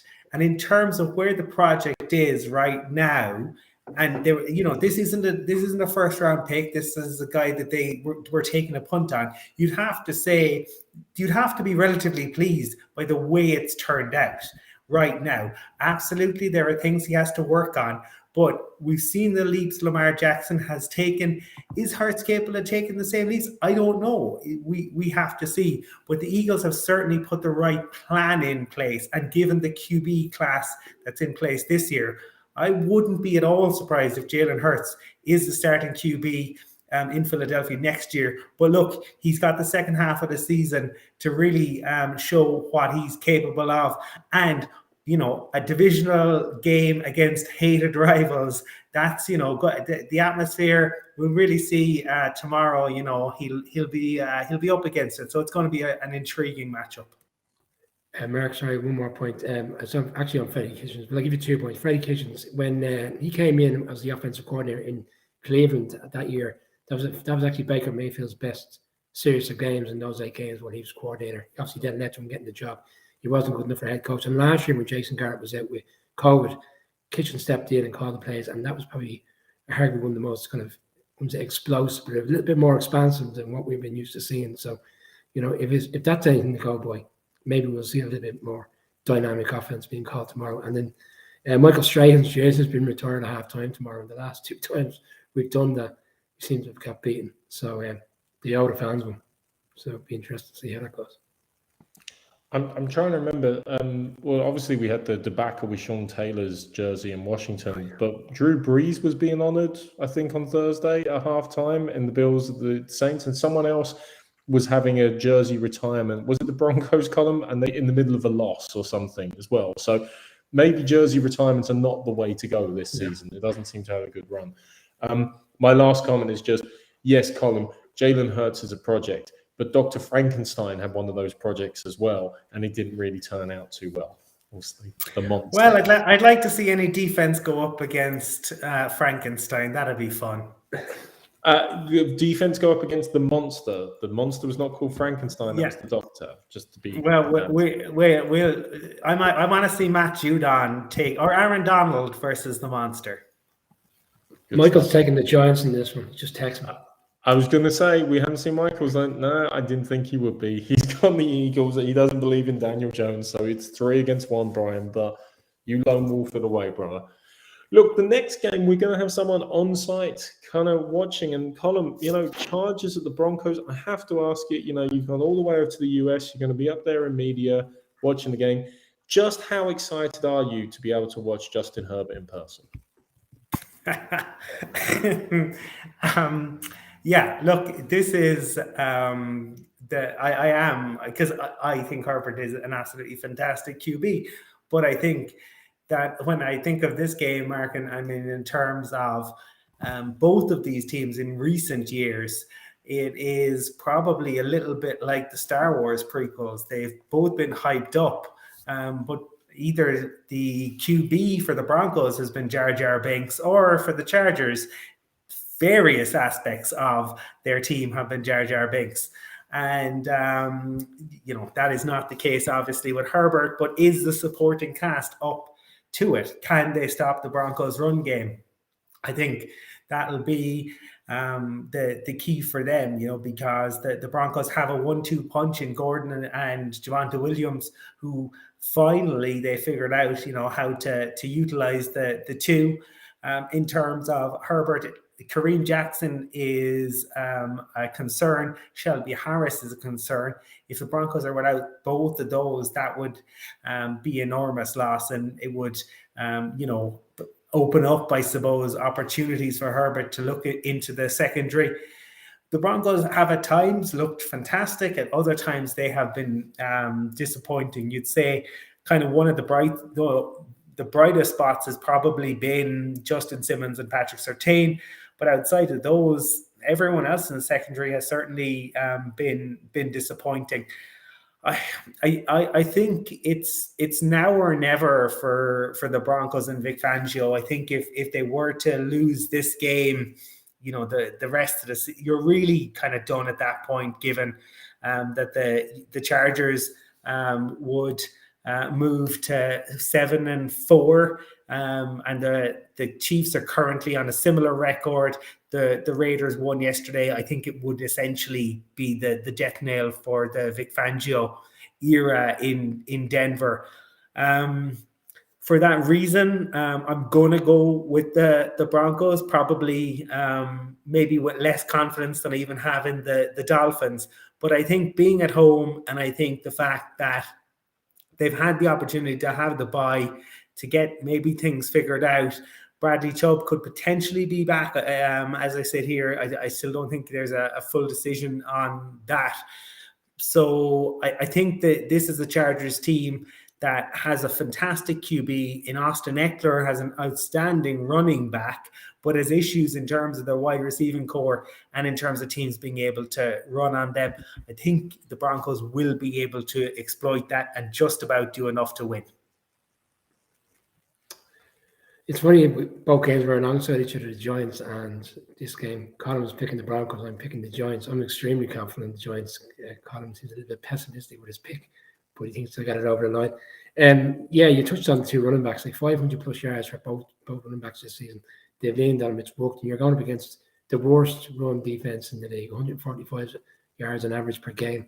It's bad. If the Broncos can keep, I wouldn't say conservative offense, but use their run, exploit them that way, then obviously hopefully Teddy can there'll be holes open up for him. But the Chargers had a big win last week. I know it looked like it was a game that was comfortable. Then the Chargers started doing Chargers things, let teams back in, and years gone past, they would have thrown that game away. Mike Williams came back and had that big touchdown, so hopefully he might have another game tomorrow as well. So I'm torn, to be honest. I looked at the line, 2.5 points. I didn't think it was a surprise because both games last year were decided by 3 points. So, and these games have obviously been reasonably close, but I'm going to side with the Chargers. I think they need it more. And obviously, in terms of Herbert and keeping up with the division and the fact that the Raiders won on Thursday, Chargers win, but I think they'll be close enough. Look, I mean, Brandon Staley is going back to go up against his old mentor. Vic Fangio gave him his first shot as outside linebackers coach back in the Bears. And Staley's kind of alluded actually to his brief time with Bradley Chubb during the week as well, where he regards him as a star pupil in one respect, and regrets he only got to spend a few games with him more than anything. But it's not quite Return of the King, if I have a Lord of the Rings reference we'll throw in there necessarily, but it is return to the site of an accident last year, and that accident was that the Chargers were up 21 points against Denver, and Drew Lock, in about the only quarter of decent football he's ever played in the NFL, managed to recover the Denver Broncos to a victory in the last throws. Okay, maybe he's played more than one quarter. He did, because his opening quarter on his debut, which is against the Chargers as well, he was outstanding. He had an amazing opening quarter. So he definitely has been able to take advantage of the Chargers.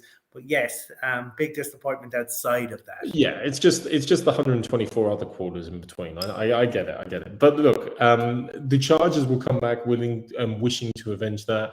Austin Eckler obviously is on cloud 9 after his 4 touchdowns last week. And yes, the Chargers' run defense, I think, is going to be a threat and a worry in every single game we talk about for the rest of the season. But I can't see the threat from the Broncos. I mean, yes, they've got 2 half-decent running backs, but I don't trust, frankly, Teddy Bridgewater isn't accurate. He's the Tyrod Taylor. He's consistent. He's accurate. But the Broncos have just given a ton of money to Courtland Sutton and Tim Patrick. $60 million extension, a $30 million extension. It's like, we believe these are the wide receivers of the future. We believe these guys are amazing. We believe we can build a team around them. Well, their production hasn't shown that this season, so then that's clearly on the quarterback. That's an indictment de facto that you don't think the quarterback is doing enough to give them the ball or give them the opportunities or exploit defenses when they're getting open. And that, to me, is the fundamental issue. I don't see the Broncos making enough plays to take advantage of the Chargers' defense. And I think, granted, there's been days when they've laid duck eggs or goose eggs, the Chargers can exploit pretty much any defense, including this, and I'm going to say it, Colin, overrated defense. We overrated them at the start of the season. We've overrated them all the way through. The performances have not justified the hype. especially in the secondary. So with that being said, I'm not just surprised that the line's 2.5. I'd be taking the line every day of the week and twice on Sundays, because I think this is a Chargers team who, when they face adversity this year, and we said, oh, this is a big game, they need to come through, have come through those games. They've had a bit of a blip. This is them getting back on course, going 7-4, tied with the Chiefs division lead, and still in with a shout of the division title. So Chargers all the way for me. Michael's been very negative about the Broncos the last while. He's been very pessimistic. He's been very down on the whole organization. I think at one point he wanted to commit harikari in relation to it all. But let's see whether he believes in the Broncos or their arch rivals this week. He is going with the Chargers in their various stops along the way. So, am I the lone wolf then? You are the lone wolf. And again, just to share a score prediction in relation, we don't normally do score predictions, and it's a bit unfair picking on him, but he thinks it's going to be quite a whitewash. I think he's got 2 to 3 touchdowns in it for the Chargers in this game. I know he doesn't want it to be that way, but still, I can understand it. I'm going to take umbrage, not with your assessment that the Broncos defense is overrated. Hands up. I think that it has been the case. But average running backs, Javonte Williams, for a rookie running back, he has more broken tackles than anyone else in the league. I think let the kid get the ball more, and I think you'll see a very solid running back in Williams. Yeah, no, fair enough. And maybe I'm being a bit unfair, because most of those broken tackles he has to break in the backfield because his offensive line isn't consistent enough to break holes for him. But that's another story. That's fair. Mark, you made a very good point there. The fact that they give them 2 contracts out and so quickly, one after the other, certainly looks like we know we have a good offense, but unfortunately our quarterback isn't the answer, and that's the reason we are not getting the ball, as opposed to them not being up to doing the job. Yeah, no, as I say, it's an indictment on the quarterback in relation to it. Now, we're going to talk about quarterbacks, and we'll talk about another box office game. If we wanted to continue the Lord of the Rings argument, this could be the 2 towers, the 2 mighty towers of the LA Rams and the Green Bay Packers going up against each other. But to me, there's a little bit of the ETs about this, because there's extraterrestrials visiting and viewing toes and wanting to phone home. Rex Ryan was very excited this week, I think, in various press conferences, guys. But the Rams at the Packers, we keep it focused on the 2 powers that be, and especially the 2 quarterbacks that be in this regard, Matthew Stafford and Aaron Rodgers. It's not all about them. There's 2 pretty impressive defenses there, but both teams have their flaws. This could be a big one in terms of seeding, a very big one in terms of first seed, albeit Arizona Cardinals, we acknowledge and see you there at 9-2. But both teams will still have their wishes, desires, and dreams of taking them 1 seed and the only bye that will exist in the playoffs this year. Colin, who you got in this one? Well, Mark, when you talk about wishes, desires, and dreams, I think Aaron Rodgers made Rex Ryan's wishes, desires, and dreams come true during the press conference this week when he played This Little Piggy Went to the Market with his toes and showing off the toe injury. So undoubtedly, Rex was glued to the screen watching that. I think this is going to be an intriguing game. I think if you look at, say, Transformers, it was Optimus Prime and Megatronus Prime, right? And I think potentially that is Aaron Rodgers and Aaron Donald in this game. But the Packers defense is the ones that we have talked about a lot, and we talked about them a lot before last week's game. And then Justin Jefferson was able to run riot over them. And I think that's what the Vikings need to do more of is allow Jefferson to be Jefferson. I think for the Rams, they need this game. They have had 2 really awful games since they brought in Von Miller and OBJ. I think they have to win this in order to get back on track. And for that reason, I'm going to go with them. But again, the Green Bay Packers are more than capable of winning this game. I just think the Rams will need it a little more, and therefore I'm going to go with the Rams. Aaron Rodgers didn't train this week. He will play. LaFleur says he will play. But obviously that toe injury is a concern, especially with a rampaging Aaron Donald. Yeah, you got that's like nearly the balance of 3 weeks now with Rodgers between the COVID situation, then leading up to that game last week, and then now obviously the fact that it's been declared as a broken toe, he hasn't practiced, and he's unlikely to practice leading up to the game. I'm with Colin. I said on this one, I think I'm going to go. I've gone to Rams. I think. I find it hard to do. I know he had a great game last week playing with the broken toe, but can you do it consistently? And you're going up against a defense that has struggled the past few weeks, and McVay coming off a bye, for me, will have to be primed and ready. And he's 3-1 coming off boys. I think the Rams would win. I don't know if it's as much as an upset as people would think, but I just feel the Rams will find a way to get it done. And Matthew Stafford, who has a very bad record against Rodgers. I think Rodgers was 12-4 against him throughout his years in Detroit, but he's not in Detroit now. So for me, big win for the Rams coming this way this Sunday. Yeah, look, guys, I mean, Packers don't really do back-to-back losses necessarily. And in fact, they're already up to 3 losses, which is the max that's allowed in the Matt LaFleur era, being 13-3 in both of his first 2 seasons. However, I just kind of bring it back to last time these guys met. They met in the divisional round playoff. It was in Green Bay. And whilst Green Bay won that 32-18, it felt like the Rams were there or thereabouts for a lot of that game. And they were there or thereabouts with a limited Aaron Donald, with no Matthew Stafford, no Cooper Kupp at the particular time. And you flip that round onto the Green Bay Packers, and they're missing, obviously, David Bakhtiari from that game. Elton Jenkins is now out for the season as well with a knee injury. So they're losing players in relation to the direct matchup. And you would like to think or hope to think that with a bit more time now, the Von Miller, Aaron Donald combination can really take root. The one thing that worries me about this in terms of going so strongly for the Rams is that Green Bay defense is a hell of a lot better than it was last year. And it showed at various times. Their running game is actually a lot more consistent. And they've proved they can win behind run and D a lot more easily. So I don't think it's going to be the Rams running away. I think the Rams obviously do have a real strong desire and need to get things back on track to a more urgent level. But I kind of am with you guys. My heart, my head leans more towards the Rams than it does the Packers, with the big caveat that the Packers have more than enough, of course, to win this and make us look very, very foolish indeed. Brian.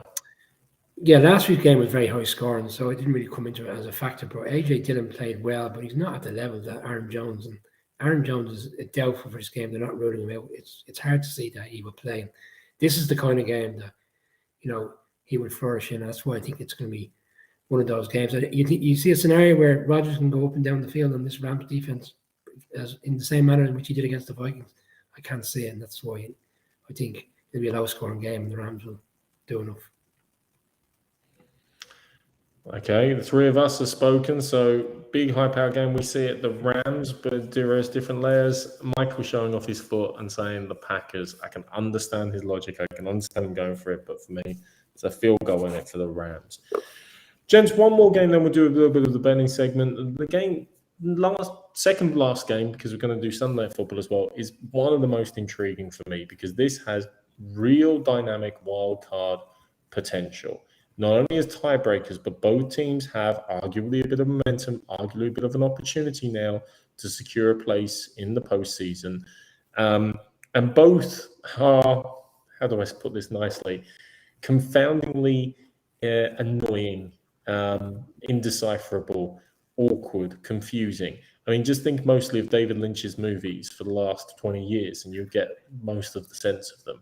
We are talking, of course, about the Minnesota Vikings going to the San Francisco 49ers at Levi Stadium this Sunday evening. Colin, how's it all going to play out? Yeah, I think the Lynch reference is a good one, Mark, because I think the people watch David Lynch movies and they love it or they hate it. And I'm reminded of another movie that I love, 1999 movie, I believe, called Human Traffic, which is kind of about, it's fantastic. I recommend it to people. And it's another one where people say that was terrible or that was fantastic, which could apply to the Vikings on any given week.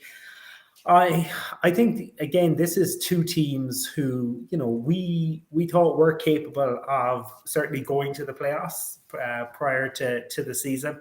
Both have disappointed at times, and but both have shown up in other games. So absolutely either team could win. And you have said it repeatedly, Mark, never, ever, ever put money on the Minnesota Vikings. And I have said it that I believe that this is a team capable of beating the 49ers from Super Bowl 24, but equally losing to the 0-16 Lions, because you just don't know what you're going to get. I am going to say that maybe Mike Zimmer has learned a little bit like the Eagles learned that, they needed to lean into the run game. Mike Zimmer needs to lean into Justin Jefferson, who is an exceptionally talented receiver, and just go to him more frequently. I think that it's baffling, the fact that they haven't leaned on him more. Obviously, they have other options, Thielen, Conklin, but Jefferson is the star. And Kirk Cousins is playing really well. They've obviously, look, there has been some off the field issues and a mental health crisis in Minnesota this week that we saw play out. I think that might help to bring the team together. I'm going to go them to win it, but it is another game. Like, look, the 49ers have won because their big players have shown up in recent weeks. Jimmy G, George Kittle, Nick Bosa, Deebo Samuel. It really comes down to whose big teams big players are going to show up. And the interesting thing is both of these teams have coaches that are well known, but really they are so reliant on their individual players more so than their schemes. Because for the Vikings, it really does come down to, will Jefferson and Thielen be there? And for the 49ers, will Kittle, will Bosa, and will Deebo Samuel do enough? You can't say. It's not like Bill Belichick where the pieces kind of slot in. It's not a scheme fit. It is on the individual players. I'm going to go with the Vikings just because I think that they're really making a push, but I can make a case for the 49ers as well. I said earlier on in the show about the Patriots losing games this season being turning points, and it was a similar scenario with the Colts when they went in and lost that game against the Ravens, where they were up 19 points and they felt thereafter, having gone on a run, they could have said, look, we played against one of the best teams. A few weeks ago when the Niners played the Cards, I mean, they got beaten, the score at the end was a very comfortable win, but they made so many mistakes in that game. They had so many really positive drives, only to have fumbles towards the back end of those drives, and the game could have been very different. I think they would have came out of that game saying, look, it wasn't their day, things didn't go our way, but we played reasonably well. Jimmy G's had 4 plus 100-yard games, plus passer rate. They've only conceded 10 points or less in the last 2 games, albeit you could argue against. But I suppose the Rams game would be a standout last week against the Jags. So it's a tricky one. It really is a very difficult one to call. But for me, you just don't know what you're going to get with the Vikings team. We've said it all season. That game against the Cowboys last month, I couldn't believe I was watching, because the week prior to that, Jefferson had a great game. Cook had a great game. It looked like they were striving with a great offense, and they put in a dismal performance. And they're just too inconsistent for me, where I think the 49ers are actually finally getting things together, and I think they're going in a better track. Both of them are similar wildcard scenarios. I think the 49ers are a better fit for me to go and make that push to make the playoffs. So I'm going to pick the 49ers. Yeah, I should have called out earlier, Brian, that the Patriots with 5 wins run the longest winning streak in the NFL at the moment. The best winning streak in the NFL. The best winning streak at the moment, yeah. I mean, after the Titans lost their 6-game winning streak last week in the Texan debacle. The two of these teams, I mean, it's not quite winning streaks, but they really turned their season around. Like, the 49ers have lost 5 of 6 before really turning things around with really convincing wins against the Rams and the Jacksonville. And the Vikings seem to be doomed to lose the close ones. They lost the close one against the Rams. They lost the close one. They lost the close one against the Ravens. They lost the close one against the Cowboys. But now they've beaten the Chargers and Green Bay, 2 bloody good teams, back-to-back weeks. So it kind of feels like both teams are slowly turning their seasons around. The problem for me with this game is, on the 49ers, I can look at them and see, I can see how you've turned your season around. You've got people a bit healthier. You've got George Kittle back in the lineup. you've actually simplified the play calling a little bit more. You've leaned back into your run game and then asked Jimmy G to make certain throws on third down, which he seemed more comfortable in doing. And you've got Deebo Samuel, who's been an absolutely electric player, and you're using him in the right way, whether it's on runs, whether it's on screens, whether it's on getting him open, getting the ball in his hands in space, and trying to see some magic happen. And actually, the win last week was a prime example. The week before was a prime example of that for me. It was just a really consistently called offensive game plan that dominated the game throughout. When I look at the Vikings, I can't explain to you why it was fundamentally different. I mean, another movie reference, again, it's a Canadian movie back in the early 90s called Cube. Very low budget, but pretty cool in relation to getting through this cube full of dangerous traps, which you had to figure out. The only safe way was through this higher power mathematical formula, which a particularly savant person could figure out, for example. I think you need to be a savant to figure out exactly what Vikings team is going to turn up this week as opposed to next week. They confuse me, befuddle me, annoy me. I promise I am not going to lose any more money on them ever again. And for that reason and that reason alone, I'm flipping a coin in the air and going this week with the 49ers to take the win. As I said at the start, big implications in the NFC wildcard races with this game as well. So that could be damning one way or the other. So with that being said, just to recap, Colm, you're on the Vikings. Brian, you're on the Niners. Yeah, they've got to reverse the trend, Mark. They've lost 12 of the last 15 home games. I mean, you've got to start winning some home games. So it's a bloody nice stadium, so you don't want to keep losing there, to be honest with you. It's a bit mean to the fan base. I'm on the Niners as well. And Michael, is he going to make it even or leave Colm out in the wind? He is going with Colm. So he's got this little doggy there like Zimmer as well. So that's lovely to see. Right, so we're all even on that. But it brings us to the betting segment of our show, sponsored as always by Matchbook Betting Exchange. Just to remind you all of the welcome offer with Matchbook, you'll see down the bottom right-hand corner. If you just use your bonus code, Irish NFL Show. Please note terms and conditions apply to the welcome offer. Do gamble responsibly, be gamble aware. But very grateful to our sponsors in this regard. Brian, if you wouldn't mind taking us through, we've had a few bets that have maybe been usurped by inconvenient results, but this week, lead us to the promised land. Leading us to the promised land, there are 4 teams in which I believe there's a bit of a mixed bag of one, but I think overall, I think general consensus that they'll all win. Patriots are in, Mark, you'd be delighted to know. The Bengals.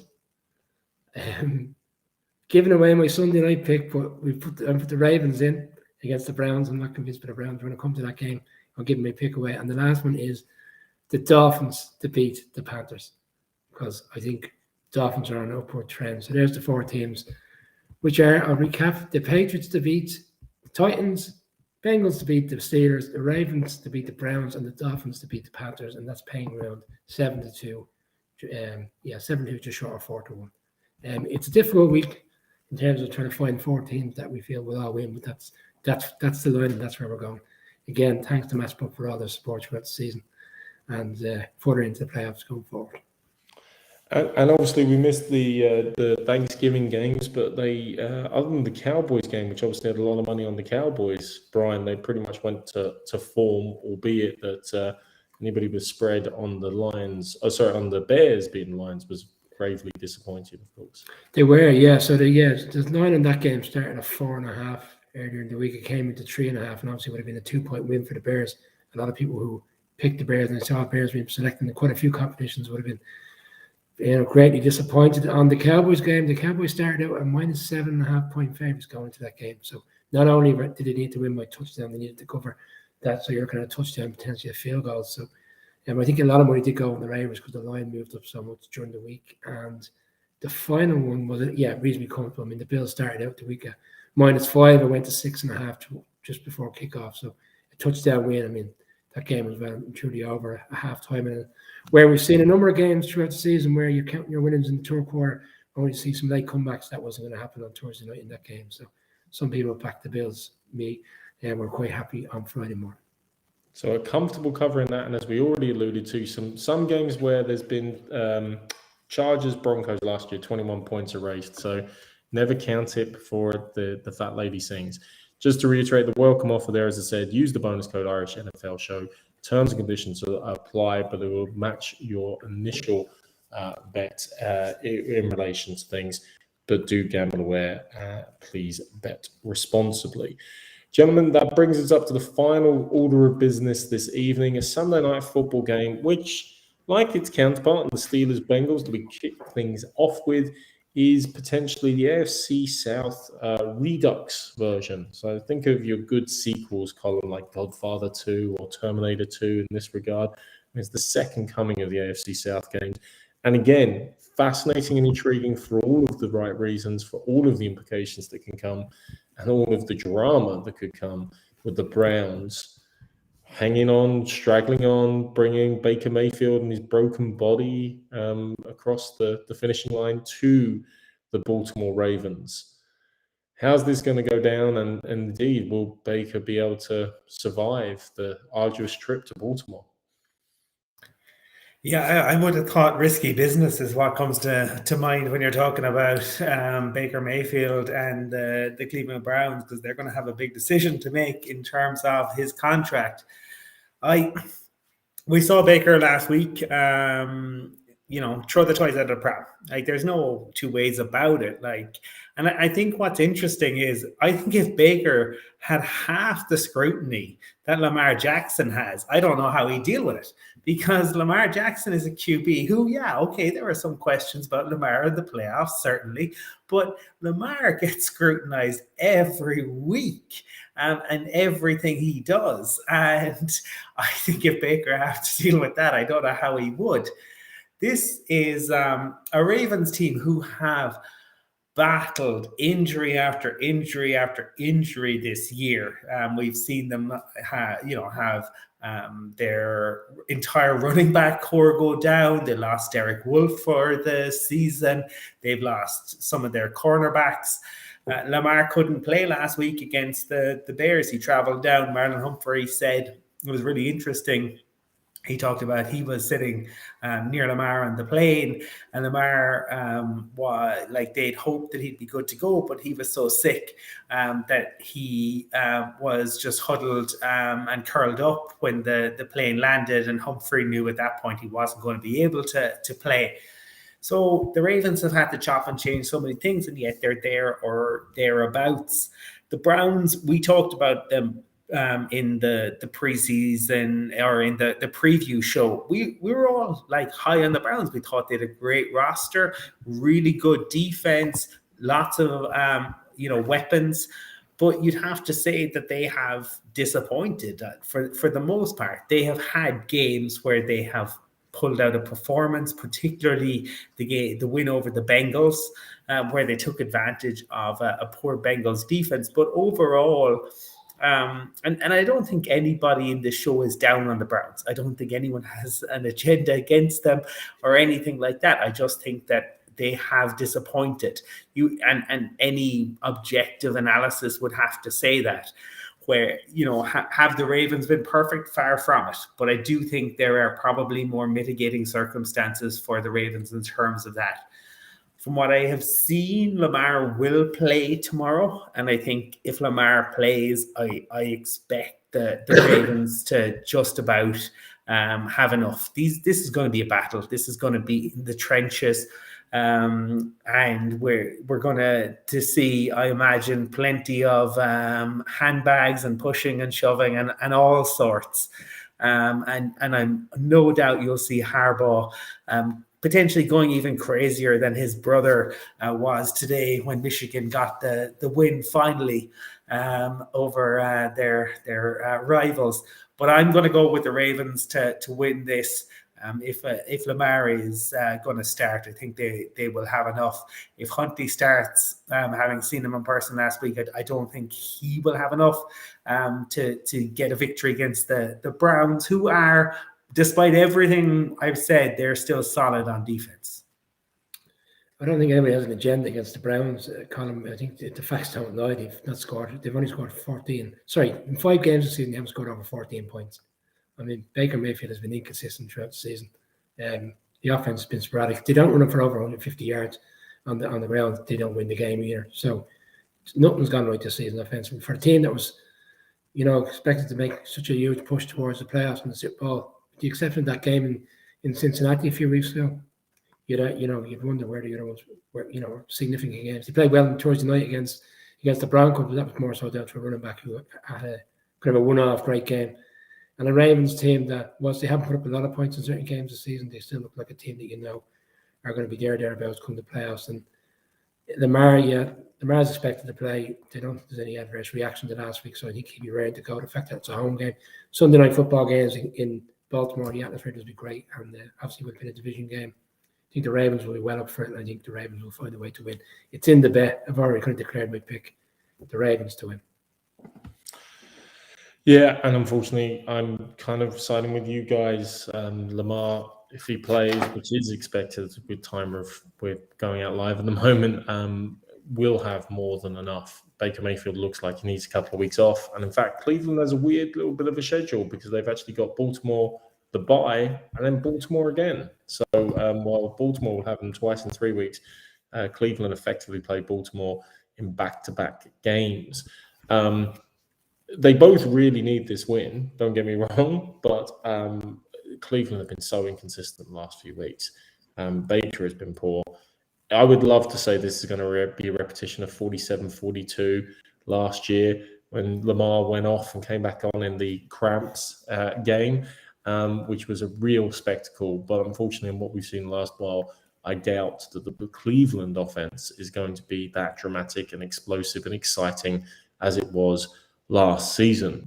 For me, the Ravens are going to have enough to handle the Browns. It's a divisional game, so you never know. It's always tense. It's always tight in that regard. But the Ravens extend and expand their reign at the top of the AFC North for me. Michael, to wrap us up, has also selected in this game, and he has... He's gone with the Browns, so he's going against the trend in that regard. Believes Baker is the answer and will somehow find a way. But hey, we will find out soon enough in just over 24 hours, about 25 hours time. I think this is the first time in a couple of weeks, guys, we finished before midnight, so that in itself is an improvement and excitement.